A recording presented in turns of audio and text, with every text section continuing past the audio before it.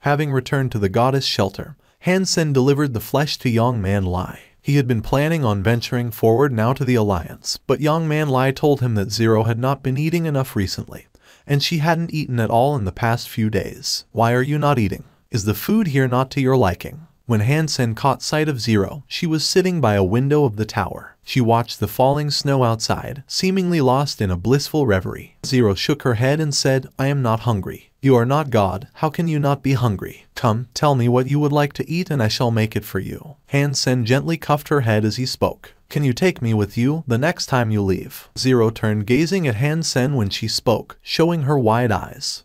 Sure. Hansen hesitated for a moment. Zero's identity was rather mystical, and he did not want her to know much about who he was. But thinking of her, without any family, he was probably the only person she had a true connection with. He felt sorry for her and so did not wish to reject her. Zero's face finally took on a smile. Although it was merely a raising of the lips, it would melt the heart of anyone who saw it. Come, let us eat first. Tell me what you would like, and I shall make it. I'm not bluffing when I tell you that my cooking skills cannot be below those of a 3-rank restaurant's chef. Hansen tugged at her to eat something. Hansen was bluffing. In truth, his cooking abilities were quite poor. The extent of his abilities spread to cooking stews and grilling meat. If the food he wanted to eat could not be prepared and served through either of those methods, then he would simply eat it raw. He brought Zero into the Crystal Palace, and they searched for a lonely deep-sea mutant creature together. They also tried to figure out the dual sword skill. While Hansen was content to freely travel in the nearby area,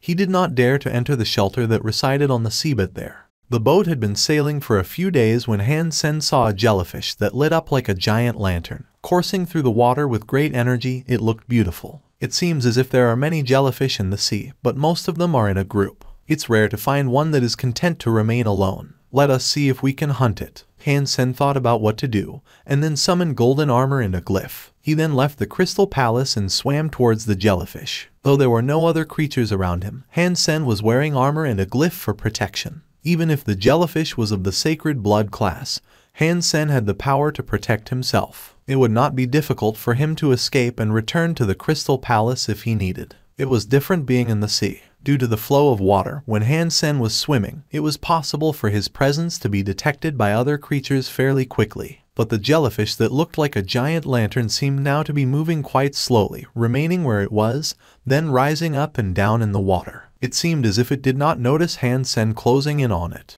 That jellyfish looks so stupid, there is no way it could be a high-class creature. Hansen approached the jellyfish but did not summon the ghost pod claws. He simply got close and punched the semicircular body of the jellyfish. The ghost pod claws were poisonous. Although Hansen was not afraid of poison, the taste of the afflicted creature would be tainted by the substance. He therefore opted to use Yin force to punch the jellyfish to death. It would taste better when they barbecued it later. He felt as if his fist had punched through a mound of mud. He lost all strength, and the Yin force no longer worked. He wanted to bring his fist back, which was still lodged in the body of the jellyfish, but he realized that the creature was holding on from the inside and not letting him go. No matter what direction he pulled, the jellyfish followed and remained stuck to him. The jellyfish's tentacles then encircled Hansen and tied him up. He felt electricity surge from the jellyfish, making his body convulse and cramp. Unable to control himself, his mouth opened to gulp in the seawater.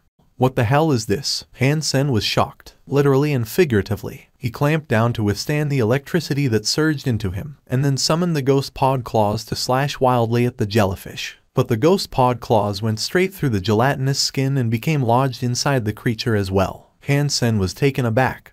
This jellyfish was like a living mound of viscous syrup. All slashes and punches were useless against it, as they would have no effect and his foe would maintain its grasp on him no matter what. Hansen was holding back the cramps caused by the surging electricity, and desperately wanted to return to the Crystal Palace as soon as he could. But the jellyfish continued to attack, attaching itself all over Hansen. Already, half of Hansen's body had been consumed by the jellyfish, and the rest was sure to follow. This was the first time Hansen had come across such a terrifying creature, and his heart was overcome with dread. His mind raced, trying to think of a way to escape his terrible predicament. Suddenly, in the corner of his eye, he caught sight of a shadow that was swimming towards him from the Crystal Palace. Hansen took another look, and saw Zero swimming his way. In his surprise, he wanted to shout and tell Zero to stay back, but being in the water made this impossible. Zero was swimming swiftly towards Han Sen and came to his side. He reached out again with his hands, attempting to push the jellyfish away from him. No, Han Sen screamed in his heart, but it was no use. Zero was now caught by the jellyfish, just as Han Sen had been. More electric currents surged into his body and his body continued to convulse with spasms. It felt as if he would become charcoal any second now. Han Sen withstood the pain and desperately tried to think of a way that he could save himself and Zero. But he then noticed Zero's eyes flashing with a strange purple light.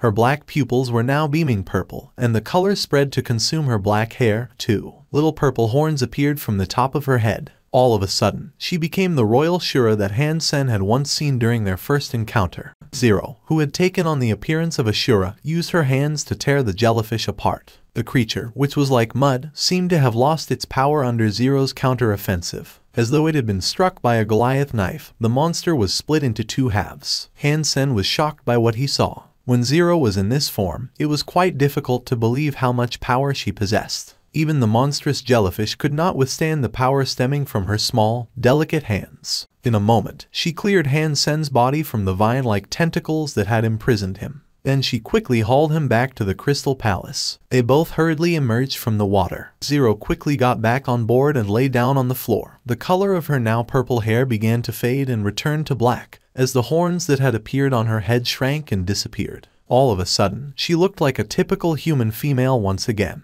Han Sen quickly went to check on her. He noticed that she had passed out but was free from any serious injuries.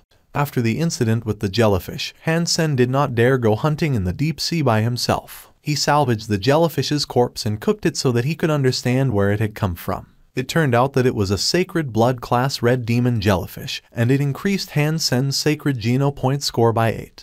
Upon returning to the Alliance, Han Sen carefully investigated his puzzle a great deal, but he could not unearth anything that would give him any greater understanding of Zero's status. Humans are human, Shuras are Shura. Although they shared similar attributes in terms of appearance, they were two separate species. It was impossible for someone to be both a Shura and a human. Han Sen even looked into the information alongside a biologist. The biologist proved to him that the genes separating Shuras and humans were far too different to be compatible, or for even a hybrid to be birthed. Even if it was an artificial culture, it was impossible for a crossbreed between a human and a Shura to emerge, too. So, how would you best define Zero and the peculiarities of her situation? Han Sen thought about it deeply but could not come to any remote conclusion. Han Sen was also curious about the 9-life cat tattoo on Zero's back. Sen, can you come with me please? Han Sen had been scouring various outlets of information when Jai Yanran knocked the door and entered the room. Of course, where are we going? Han Sen was surprised when he looked at Jai Yanran. This was because Jai Yanran rarely came to Han Sen's room, and usually resorted to contacting him only through a communicator. If Jai Yanran was willing to come straight to his room,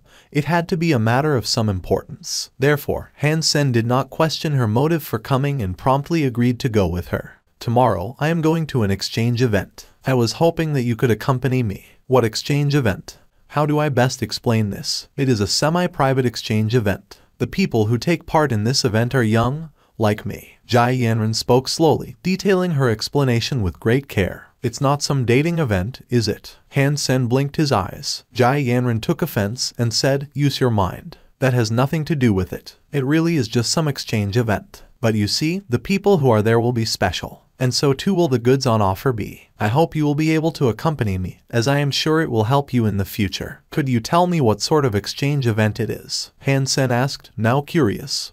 Jai Yanran also told Han Sen that at the exchange event, he was sure to meet someone familiar. Who? Han Sen asked, curiously. Wang Mengmeng from the Wang family. I have heard she's quite fond of you. Jai Yanran giggled while saying this to Han Sen, and she looked at him with devious eyes. Mengmeng only treats me like a big brother, and I treat her like a little sister in return. You know that, don't you? Han Sen felt a little surprised, because he knew that Wang Mengmeng was not an ordinary person. He had not expected her to be a future inheritor of the Kai Gong, however. Jai Yanran spoke a word that Han Sen was quite familiar with, Kai Gong. Only the hyper-geno arts that had been modified by Kai Gong could be used to maintain control of the powers of the universe. According to what Jai Yanran told Han Sen, some high-level Kai Gong hyper-geno arts did not require celestial being modifications for use. Even when humans are children, they are able to use Kai Gong to observe the power of the universe. The Jai family is the clan that owned Kai Gong. There were however 3 other families that were gifted in the same way. Each family inherited Kaigong from the same lineage and heritage. All that was different was the family name. Jai, Lin, Wang, Zhu. Jai Yanren spoke these 4 surnames to Han Sen, and it made his heart leap in his chest. Killing of Zhu Longyan had given him the ice skin skill. Once he had gained it, he had kept an eye on anyone possessing the surname Zhu, but he was never able to glean much information regarding big individuals that belonged to that family. Now, all of a sudden, he heard the surname Zhu spoken aloud to him, and his face changed. Han Sen really wanted to ask who the Zhu family were, and also ask whether they possessed a special skill called ice skin.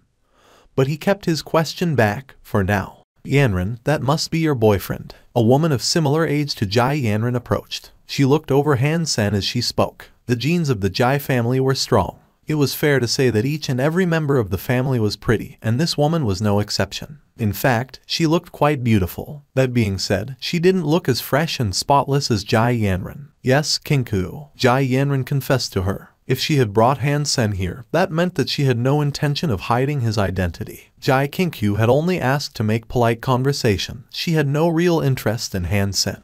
Yanren, this is my boyfriend, Zhu Yang. Today he is here as a representative of the Zhu family, who has come to talk about the Jade Heart Sutra. While Jai Kinku said this, her eyebrows were raised boisterously. Jai Yanren then spoke to Jai Kinku for a while, who continued to gush praise over how delightful and amazing Zhu Yang was while paying no attention to Han Sen.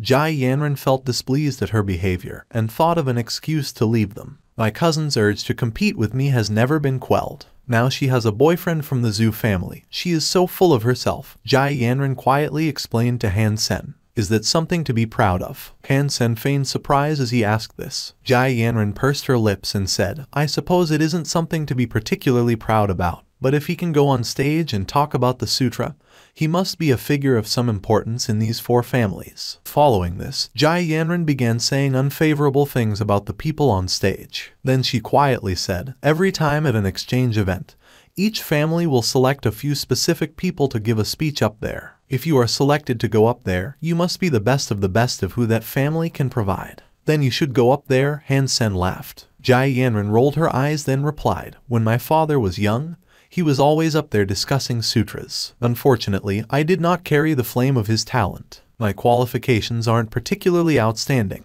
Thus I lack the necessities required to be chosen to go up there. Who said that? If I had a say, I'd be telling everyone that you were the most qualified to go up there. Once you were up there, you wouldn't have to talk or speak. You could just sit there, and the people that saw you would see the true meaning of beauty. Then they would know the answer to everything. That would be better than making some boring speech, wouldn't it? Han Sen's flirtation was strong. Jai Yanren's hands were squeezing Han Sen's waist, as her face lit up with the light of 1,000 smiles. The Zhu family always think highly of themselves. They believe themselves better than any other family. Did you not see Zhu Yang's eyes rise to breach the stratosphere? Because the 4 of our families come from the same bloodline, the Zhu family likes to present themselves as the primary lineage. They also possess the most secrets and enigmas that outsiders to their blood can never be made privy to, Jai Yanren explained. What secrets? Han Sen's heart began to skip. The Frost Sutra, Jai Yanren replied. Han Sen sighed in relief, having worried she might say jade skin. Jai Yanren then quickly added, but the Frost Sutra is not easy to learn. Only a few people in the entirety of recorded history have been able to practice what it teaches. The Zhu family in recent times, however, have been trying to turn the Frost Sutra into a hypogeno art, so all of the family can learn it. I heard that they have been seeing results in the past few years, and that it has been modified into a hypogeno art called Jadeskin.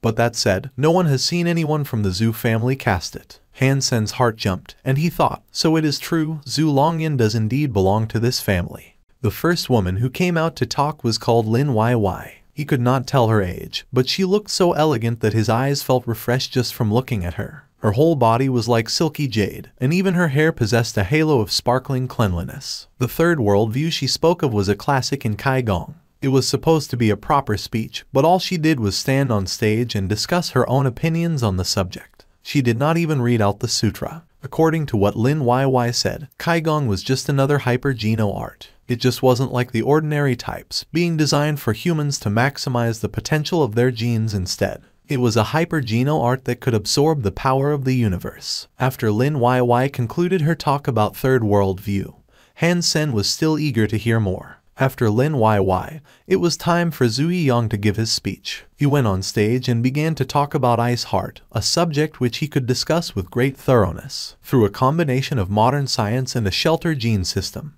Han Sen was able to learn a great deal about it. This Ice Heart seemed quite familiar. After hearing Zui Yang's speech, although Han Sen did not fully learn Ice Heart, his understanding of it had undoubtedly reached another level.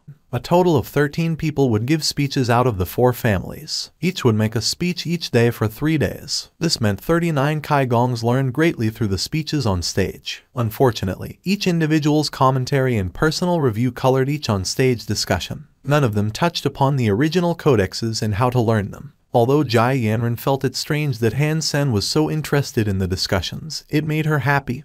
All the same, it was nice to see Han Sen so engrossed in learning Kaigong, as it would make it easier for him to learn the Jai family's Kaigong in the future. Dongsu Sutra, I can finally learn it. Although I have only got the basics, according to what they have been saying, I should now be able to learn how to open the gene lock. Lin Feng, come and sit with us. Zui Yang smiled and gestured to Lin Feng to join him. Once the speech was over, everyone was discussing what they had seen. But there were too many people, so it was impossible for the discussions to include everyone. Usually, a discussion group only comprised around half a dozen people. People with similar levels tended to group together. Those who were allowed on stage were considered leaders of their generation. Usually, they gathered in a few groups to discuss certain subjects together. The sutra that Lin Feng spoke about was the best. Even Zui Yang, who frequently looked down on others, considered him an important character. This was why he felt compelled to invite him over. I'm sorry, I have a few old friends waiting for me elsewhere that I need to catch up with. Maybe next time. Lin Feng rejected Zui Yang and Jai King Q. Zui Yang's face changed. The Zhu family had always been a proud family, and to have his own personal invitation be rejected by Lin Feng upset him. Lin Feng cared little for Zui Yang's reaction. He simply turned around and walked off in another direction. Many people were looking at Lin Feng as he did this, and they were interested to see which circle he would be joining. Under everyone's curious eyes, Lin Feng went to sit beside a man who was strange to them. The two of them acted quite naturally, not troubling to greet each other formally. It appeared that they were quite close. Many were quite shocked, as most had no idea who that person was that Lin Feng was with. Zui Yang and Jai King Q, seeing who it was, both grimaced. Lin Feng had gone to sit with Han Sen. At that moment, murmurs arose from the crowd about who that curious man was. While most were unaware of who he was, many did recognize Jai Yanran. Although she was born into a wondrous family, her talents weren't exceptional by any means. It actually seemed as if Lin Feng wasn't there for Jai Yanran either. He really had just sat down and started talking with the unknown fellow. I didn't expect to see you here. Lin Feng smiled, for he had noticed Han Sen in the crowd some time ago. Alas, he had had to wait until all the speeches were over before he could join him. I could say the same. Han Sen poured Lin Feng a drink. Without a toasting of glasses, he immediately had a swig. The two of them then began chatting casually. Even Jai Yanran was surprised to see Han Sen and Lin Feng with each other. She had no idea the two had such a relationship, one that seemed healthy and positive. Little Feng Feng, are these friends of yours? Another person now appeared, uninvited. She sat next to Lin Feng and put her arms around him as she laughed. Han Sen looked at the person who had called Lin Feng Little Feng Feng and saw that it was in fact Lin YY, who had given her speech about Third World View. Lin YY was unbelievably elegant, and her entire presence and being felt radiant. Although she was restrained, Han Sen could feel the enormous power that emanated from within her. I am Lin Feng's big sister, Lin YY. You can call me Sister YY. Han Sen caught sight of Lin Feng's emotionless face, but still, he smiled and shook Lin YY's hand. With a sweet voice, he said, Sister YY. Lin Feng's forehead was already full of creases, but Lin YY was very happy to look at him in such a condition. She said, Little Feng Feng, your friend is far more interesting than you. Jai Yanran sweetly called her Sister YY, but in her heart she felt taken aback. Watching the four of them talk amongst each other, Zui Yang and Jai King Q were unable to come in and join the conversation. Zui Yang looked around and then said aloud, Lin Feng's Kaigong is quite excellent, and you are Lin Feng's best friend by the looks of things. I can only assume you are learning Kaigong as well. How about you and I duel? The people around Han Sen suddenly turned to look at Zui Yang. Jai King Q quickly supported her boyfriend's proposal and commented, to sit here is really quite boring. We should definitely show off Yanran's boyfriend to everyone. Jai King Q did not believe Han Sen had even a remote possibility of beating Zui Yang in a duel. Everyone in the Zhu family had an elite status, and in Jai King Q's heart, only Lin Feng could possibly come close to rivaling the level of Zhu Yiyang out of the 4 families. If you want to have a duel, fight against me. Lin YY squinted her eyes but smiled with the radiance of flowers. Zhu Yiyang frowned. Although he was confident of his own abilities, it was still going to take some time before he was close to becoming a surpasser. There was no way he could compete with Lin YY, who was close to becoming one herself. Sister YY, let the man do his thing. We are just pretty girls who shouldn't let them take advantage of us. Jai King Q smiled. Which family are you from? Do you not know who the boss is around here? Who do you think you are calling me sister? Are you not aware that I am Lin Feng's aunt? Judging from our comparative, familial tiers and ties, you should be calling me aunt. Are you silly or merely ignorant of the rules? Lin YY really was a little demon girl, and her temper could change in an instant. In a second, her warm face and composure turned ice cold. Jai King Q's face suddenly became bright red as she blushed hugely, then felt like she wanted to dig a hole and hide. She heard Jai Yanran call Lin YY sister, which is why she thought she could do the same. It did sound friendlier, after all. Lin YY had already become sick and tired of Zhu Yiyang and Jai King Q, and so had no desire to be polite to them. After seeing Jai King Q be humiliated in this fashion, Zhu Yiyang's face wholly changed. From his body came a frosty wind and biting chill, and an angry force swirled inside him. Everyone looking upon him turned cold. I told you, if you want to fight, you pick it with me. Lin YY cared little for his behavior, and she had already stood up and got ready to compete. It was normal to witness duels take place during an exchange event. But what was happening here wasn't normal. Sister YY, allow me. She was right in saying you are a beautiful woman, but to battle with a little child would mean you are stooping to his low level. Han Sen now stood up, smiling at Lin YY. Lin YY was shocked. She looked at Lin Feng, who nodded to her, and she then sat back down on the sofa. She said, Little Sen Sen, I will be watching you. The reason why Lin YY stood up for Han Sen was because she had seen that Zhu Yiyang only get angry with Han Sen over Lin Feng's friendliness towards him. Otherwise, she would not be helping a person she had just met. Now Lin YY was actually surprised to see Han Sen stand up for himself. Jai Yanran was feeling nervous as she watched Han Sen and Zhu Yiyang depart for the battleground. Although Han Sen was a talented battler, he was going up against someone from the Zhu family, so her anxiety was fully justified. The Zhu family, although they weren't very famous, were always full of pride and confidence in themselves. They were even quite arrogant, but the skills the Zhu family possessed were powerful and justified their self-regard. Little Feng Feng, can Little Sen Sen actually beat him? Lin YY could tell that Zhu Yiyang was a formidable opponent and extremely talented.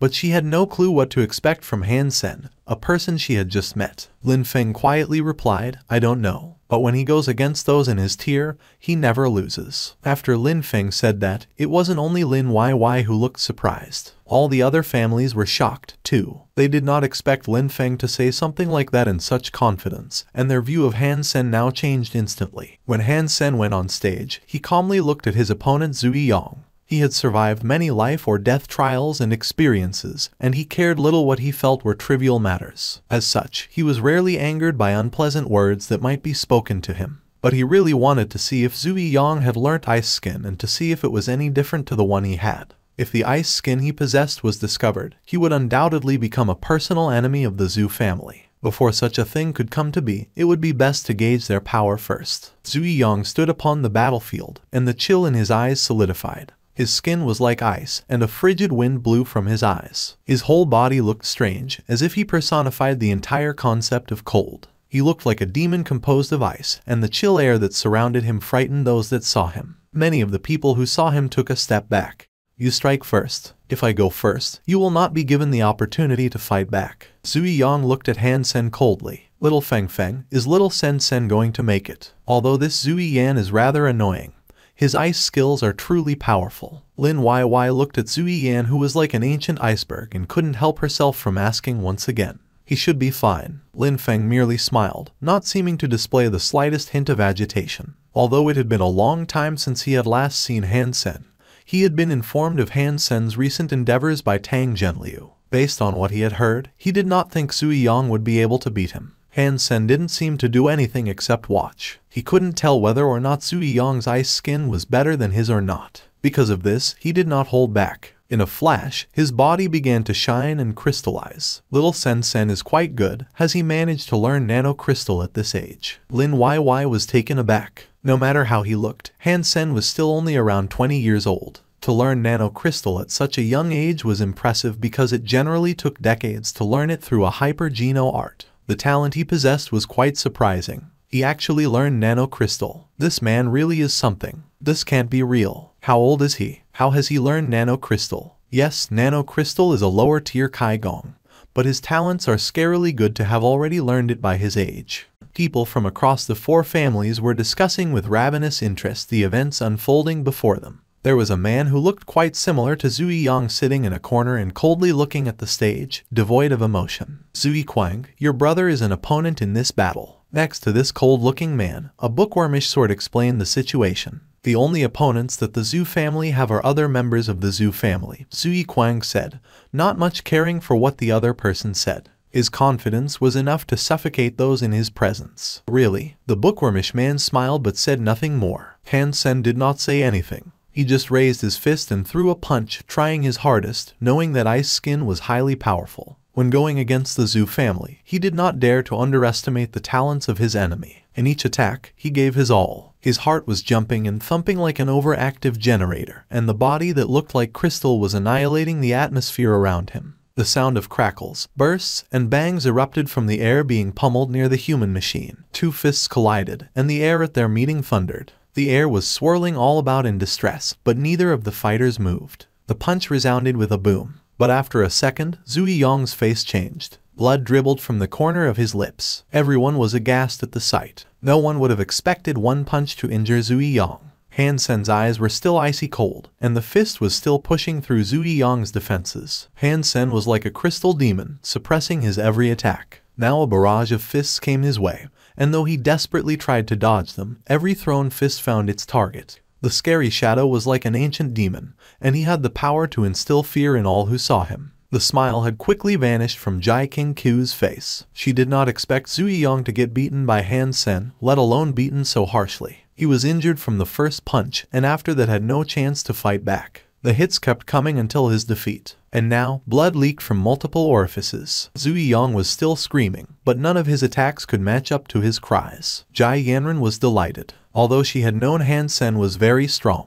even she hadn't believed that he had the power to beat someone from the Zhu family so ferociously. Wow, that is so strong. Where did this guy even come from? He can't be from a Kaigong family. Is nanocrystal really that powerful? Can it really suppress Ice Skin like that? Awesome. That is so awesome. The Jai family has an amazing addition. Zui Quang's eyes changed. He said 2 words, Yin Force. This is an extremely powerful Yin Force. To have a Yin Force be practiced to such a terrifying degree, I am not sure any evolver can rival him.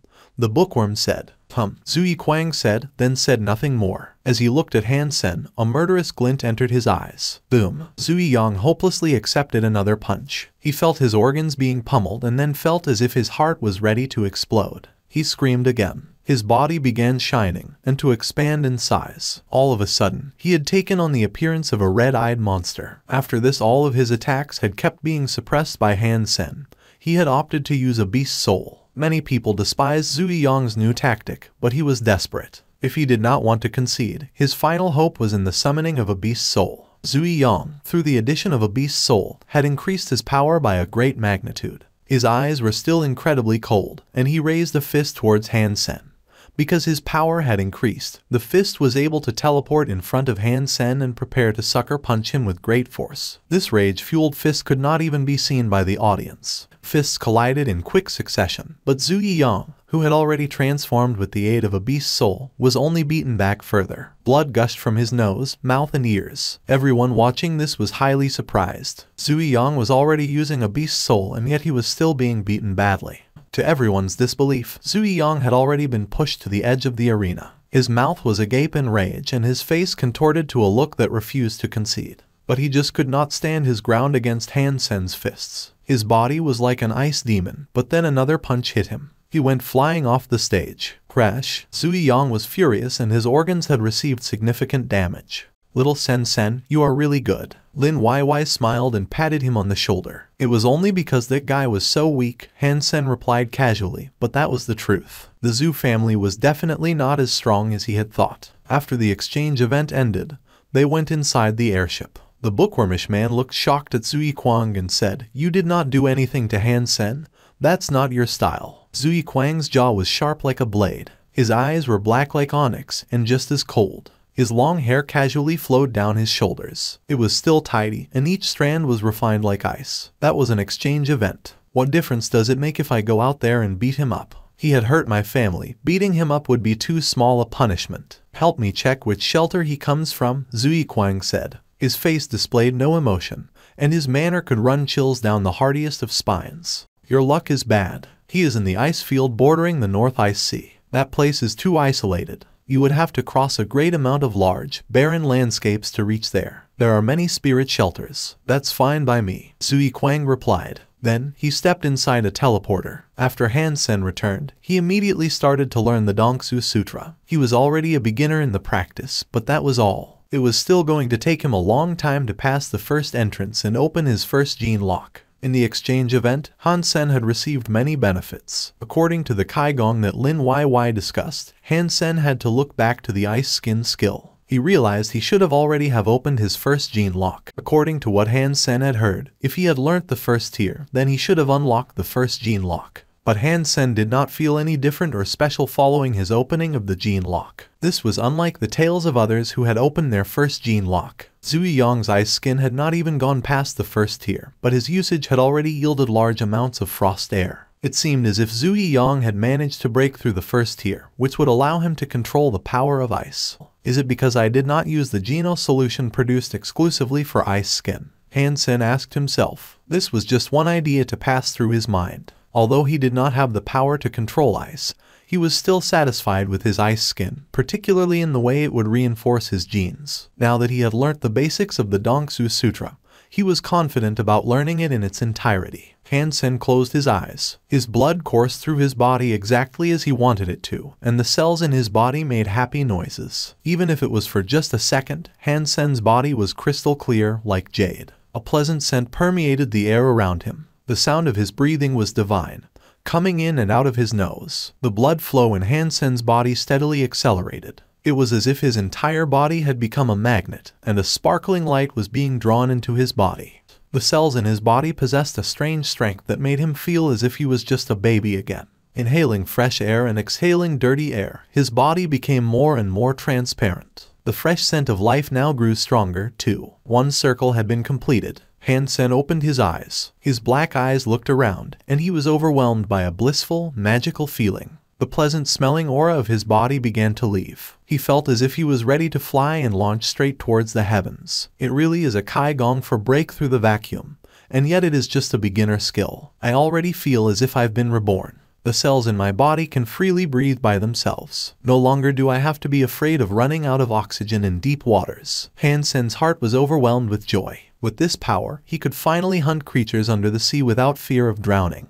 Han Sen had always needed a hyper-geno art for underwater fighting. To fight in the water was completely different to fighting on land. The effects of water pressure and resistances were considerable. The shift in the effectiveness of certain land hyper-geno arts to how they performed in the water likewise very acute. Han Sen had many S-class licenses of the Saint Hall, so spending one more did not concern him much. And now here he was, arriving in the Saint Hall to purchase an additional hyper-geno art. Humans found it hard to hunt creatures in the water, so there were not many underwater-based hyper-geno art to select from. Han Sen's choices were strictly limited. Out of the 8 underwater ones available, he picked one S-class licensed hyper-geno art. He did not dwell on the purchase too much and quickly bought it outright. Han Sen had picked the S-class licensed hyper-geno art called Tide. It was a water-based skill that allowed its user to draw power from the surrounding water itself and so amplify their own powers. Although it did not sound particularly special, Tide's amplified power was nothing to be sniffy about. After he drank the exclusive Geno solution for Tide, Han Sen returned to the shelter and drove the Crystal Palace into the sea so he could practice his new ability.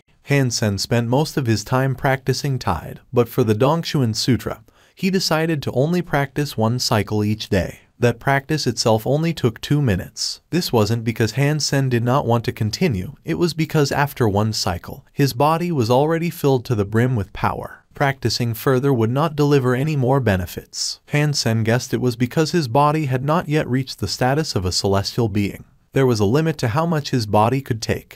He wasn't sure if it was because he had learnt the Dongshuan Sutra, but whenever he was in the water now, he felt no resistance. He was like a water fairy. I need to find a sacred blood creature out in the sea so I can test my abilities on it. Hansen's exhilaration was unbridled. A large band of sea bugs now caught Hansen's attention, and they shone purple as they wended their course across the seabed. What are these little creatures? He summoned the Golden Rockworm King and suited it up in armor. The Golden Rockworm King's defenses were now almost up to the level of a sacred blood creature hailing from the second shelter. This was the perfect opportunity to test out its abilities and resiliencies. If they were to meet a sacred blood creature out there, the Golden Rockworm King was definitely sturdy enough not to die too quickly. Hansen could have the Golden Rockworm King retreat whenever he chose. The Golden Rockworm King had its battle mode initiated, and it dove out into the dark waters. Before it could get close to the sea bugs, the target of its venture had already taken heed of its approach. The spikes that shone purple now discharged a violet solution of some sort. All of a sudden, the water of the area became a thick and murky purple. When the Golden Rockworm King touched this purple emulsion,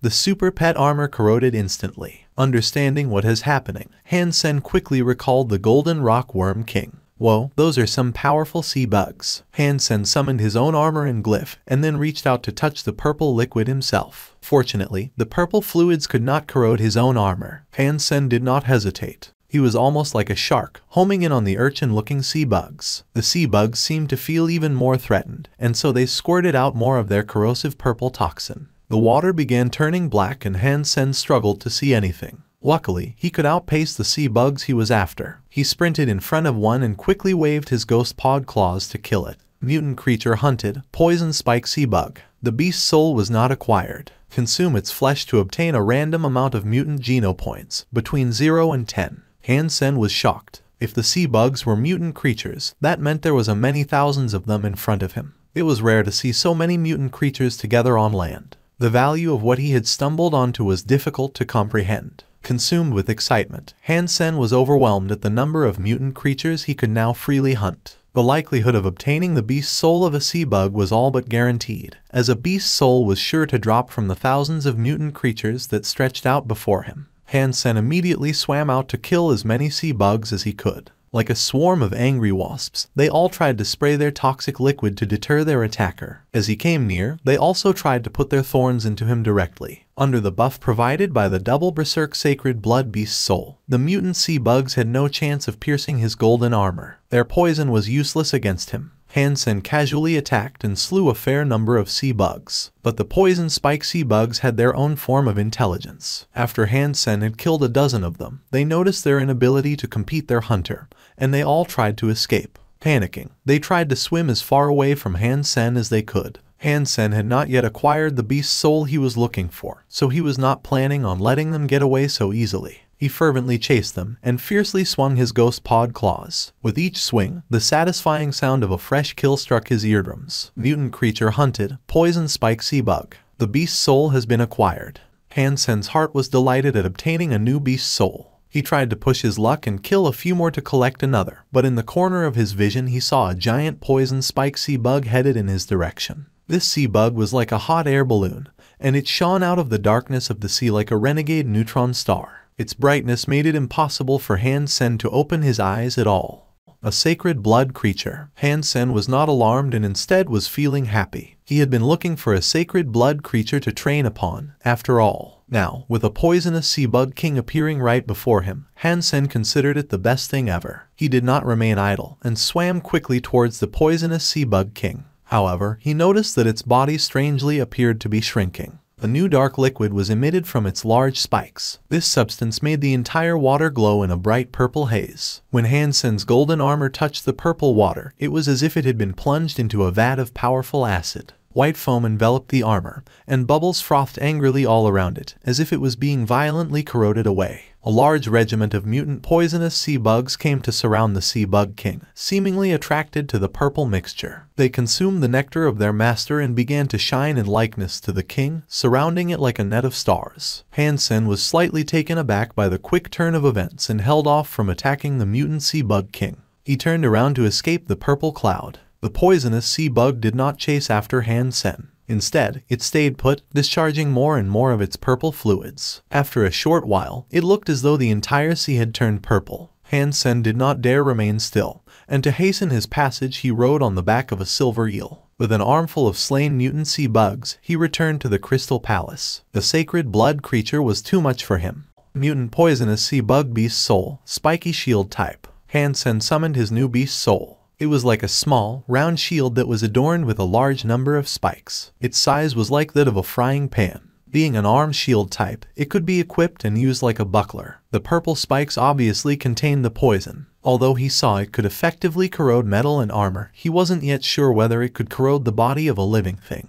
Hansen thought about preparing a few sea bugs to eat, but he noticed that the bodies of the dead sea bugs had turned purple. After poking them with his finger, he felt them burn his skin, and that surely rendered the sea bugs inedible. Hansen lobbed the bodies away, disappointed. He wasn't going to risk eating tainted meat like that. What if it corroded his stomach? With no food, he wasn't satisfied returning just yet. He ordered the mermaid princess to keep driving the Crystal Palace under the sea. At the very least, he wanted to hunt some form of a sacred blood creature. Hansen then caught a glimpse of what appeared to be a bull walking across the seabed. Its body was pitch black, and it had the scales of a lizard, but its figure was unmistakably that of a bull. The creature also appeared to be walking alone, with no other creature nearby. The creature was quite pleasant to look at, and was the first of its kind Hansen had seen. Thank you for watching. Subscribe and enable notifications so you don't miss the next chapter.